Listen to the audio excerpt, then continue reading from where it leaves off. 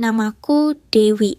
Kejadian ini benar-benar terjadi di rumahku yang berada di daerah Kalijati, Subang. Waktu itu aku sedang sibuk-sibuknya di kampus. Tugas menumpuk, ujian bertubi-tubi, sampai kepala rasanya mau pecah. Untuk melepas penat, teman-temanku ngajak nongkrong di sebuah coffee shop dekat kampus. Kami ngobrol sambil minum kopi, dan obrolan malam itu tiba-tiba beralih ke hal-hal mistis. Kebetulan banget malam itu Kamis, malam Jumat. Teman-temanku saling berbagi cerita seram. Ada yang lihat bayangan di kampus, ada yang ngalamin kejadian aneh waktu pulang malam. Lalu mereka nanya ke aku, "Dew, kamu pernah ngalamin hal kayak gitu nggak?" Aku sempat mikir sebentar, kayaknya sih enggak. Tapi aku ingat satu hal, ibuku pernah mengalami kejadian aneh di rumah kami sendiri. Dari situlah, ibu jadi gak pernah mau ditinggal sendirian di rumah. Katanya, kalau sendirian, selalu aja ada hal-hal aneh yang terjadi. Selama kami tinggal di rumah itu, entah kenapa, rasanya memang gak pernah betah lama sendirian. Waktu teman-temanku dengar itu, mereka langsung penasaran. "Emang ibumu ngalamin apa, Dew?" Aku coba ingat-ingat. Katanya, ibu pernah lihat sosok perempuan di area dapur. Salah satu temanku langsung nyeletuk, "Wah, itu mah kuntilanak." Aku cuma senyum.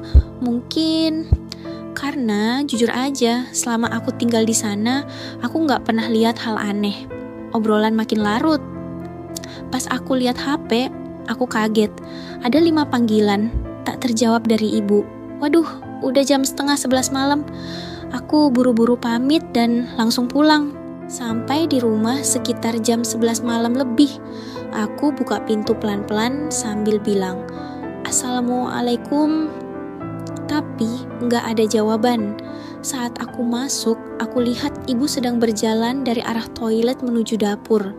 Tapi anehnya, dia nggak menoleh sedikit pun ke arahku. Dalam hati aku mikir, fix nih, ibu marah. Aku minta maaf sambil lepas sepatu di ruang tengah. "Bu, maaf ya, tadi nggak sempat angkat telepon. Aku lagi di kafe sama teman-teman." Dari arah dapur, aku dengar ibu menjawab pelan, "Iya." Tapi suara itu terdengar aneh. Aku pun jalan ke dapur. Tapi pas sampai, ibu nggak ada. Aku sempat bengong. Perasaan tadi jelas banget ibu ke dapur. Di dapur pun cuma ada satu pintu. Nggak mungkin dia keluar lewat arah lain. Aku segera ke kamar ibu. Kamarnya gelap. Saat aku nyalakan lampu, kamarnya kosong. Baru aja mau keluar kamar, HP-ku berbunyi. Pesan dari ibu, "Dewi, ibu lagi di rumah sakit. Ada saudara, kita masuk UGD. Ibu disuruh jaga sebentar. Makan malam udah ibu siapin di meja ya." Aku langsung kaku, kaget. Pesan itu dikirim jam 9 malam. Artinya, sejak aku pulang, gak ada siapa-siapa di rumah. Lalu, yang kulihat tadi itu siapa? Bulu kudukku langsung berdiri. Badanku dingin. Aku bingung, harus tetap di rumah atau keluar. Tapi akhirnya aku duduk di ruang tengah. Pintu ku biarkan terbuka, biar kalau ada apa-apa, aku bisa langsung lari. Tapi perasaan diawasi terus muncul. Dari arah dapur, dari tangga, dari jendela. Seperti ada yang memperhatikanku dari setiap sudut ruangan. Waktu terus berjalan. Aku coba tenangkan diri sambil buka YouTube di HP. Tapi makin malam, suasananya makin gak enak. Akhirnya aku putuskan untuk mandi, biar segar. Tapi waktu masuk kamar mandi, perasaan itu datang lagi.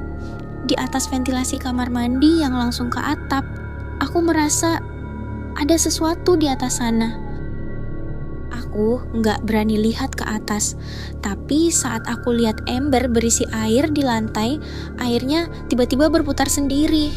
Kayak ada yang muterin pakai jari. Aku ambil gayung. Aku pukul air itu. Tapi pusarannya nggak berhenti. Malah makin cepat. Aku tendang ember itu sampai tumpah. dan tiba-tiba terdengar suara pasir jatuh di genteng rumahku. Aku refleks menatap ke atas ventilasi, dan di sana aku lihat sepasang mata merah menyala menatapku tajam dari balik kegelapan.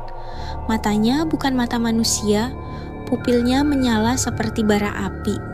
Aku langsung lari keluar kamar mandi sambil gemetar, napas sesak, kaki lemas. Aku masuk ke kamar, tapi belum sempat menutup pintu. Dari sudut kamar, kulihat sosok kakek tua membungkuk. Wajahnya keriput, matanya kosong, bibirnya bergerak seperti membaca sesuatu. Aku ingin teriak, tapi suaraku gak keluar. Aku cuma bisa jalan perlahan ke tempat tidur, menutupi diri dengan selimut. Dari balik selimut, suara itu makin keras, seperti mantra aneh yang menggema di kepala. Aku merasa pusing, mau pingsan. Sampai akhirnya ku dengar pintu depan terbuka. Suara ibuku dan ayah baru pulang. Aku langsung keluar dari kamar dengan napas terengah. Benar, mereka sudah di rumah. Ibu minta maaf karena ninggalin aku sendirian. Ayah cuma bilang pendek, "Udah Dewi, jangan diceritain lagi, lupakan aja." Sejak malam itu, kami sekeluarga sepakat rumah itu gak boleh ada yang ditinggal sendirian. Pengalaman malam itu sampai sekarang masih jadi mimpi buruk buatku. Kadang aku berpikir, apakah yang menyeramkan itu rumahnya, atau keluargaku sendiri yang menyimpan rahasia?